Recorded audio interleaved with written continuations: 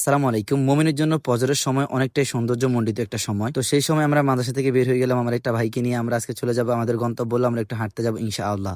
সকাল সকাল আমরা যেহেতু হাঁটতে বের হয়ে গেছি, বের হওয়ার পর আমরা দেখি আমাদের এলাকার পাশে বিল থেকে মানুষ জানে শাপলা উঠাচ্ছে। সেখানে গিয়ে এত পরিমাণে ভালো লাগছে শাপলাগুলো দেখে। ফজরের পরে এই ওয়েদারটা দেখলে আসলে ভালো লাগে। যারা আপনারা বেশি করে ফজরের পর হাঁটতে বের হন একমাত্র তারাই বুঝবেন এই সৌন্দর্যমণ্ডিত সময়টা কার কাছে কেমন লাগে জানি না। ফজরের বাতাসটা আমার কাছে অত্যন্ত ভালো লাগে এবং কি আমার দিলটা মনে প্রশান্তি হয়ে যায়। আলহামদুলিল্লাহ আজকে পুরো দিনের কাজ কাম শেষ করে রাত্রেবেলা আমি এখন বাড়িতে আসছি। আসার পরে আমরা চলে গেলাম আমার সেই মুরগির খামারে। সব কাজের ভিডিওগুলো না দেখানোর জন্য একটাই কাজ, সেটা হলো আমরা এখন শুধু আমাদের মুরগির ভিডিওগুলো দেখাবো ইনশাআল্লাহ। সব কাজগুলো আমরা পরে আবার ধরবো, আগে মুরগির সিস্টেমটা আমরা দেখে নিই। যেহেতু আপনাদেরকে আগের ভিডিওতে আমি বলেছি আমরা মুরগি নিয়ে কাজ করবো, মুরগি থেকে কি রেসপন্স পাই সেটা আপনাদের মাঝে শেয়ার করবো ইনশাআল্লাহ। তো রাত্রে আসার পরে দেখি মুরগির খাবারের পাত্রটা নোংরা হয়ে গিয়েছে। আসার পরে আগে লক্ষ্য করে সেই নোংরা পানিটাকে আমি চেঞ্জ করার চেষ্টা করতেছি। যেহেতু দেখি তাদের আলহামদুলিল্লাহ আগের থেকে তাদের অত্যন্ত পরিমাণে ভালো অবস্থা তারা এখন আছে। তাদের পরিবর্তন দেখে আসলে অনেকটাই ভালো লাগছে। যেহেতু প্রথম আনার পরে আমি এত পরিমাণে ভয় পেয়েছি, ভাবতেছিলাম মনে হয় মুরগির বাচ্চাগুলো আর থাকবে না, কিন্তু আল্লাহ তাআলা রব্বুল আলামিনের এমন একটা রহমত, আল্লাহ তাআলা রব্বুল আলামিন তাদেরকে পাত্তির মধ্যে দিয়ে আলো যখন দেওয়া হয়েছে তখন তারা অত্যন্ত ভালো হয়ে গিয়েছে। এখন এই পর্যন্ত তাদের কোনো সমস্যা বা প্রবলেম আমার চোখে পড়ে নাই। আলহামদুলিল্লাহ তারা যথেষ্ট পরিমাণে ভালো আছে। যদি এভাবে থাকে তাহলে আলহামদুলিল্লাহ আশা করি তারা অনেক বড় হতে পারবে এবং এই সেক্টরে আমরা আগাতে পারবো সে চিন্তা করে ইনশাআল্লাহ আমরা আগাচ্ছি। যেহেতু ওদেরকে আমরা এখন মোটামুটি জিঙ্ক আর লাইসোবিট দিয়ে পালন করার চেষ্টা করতেছি।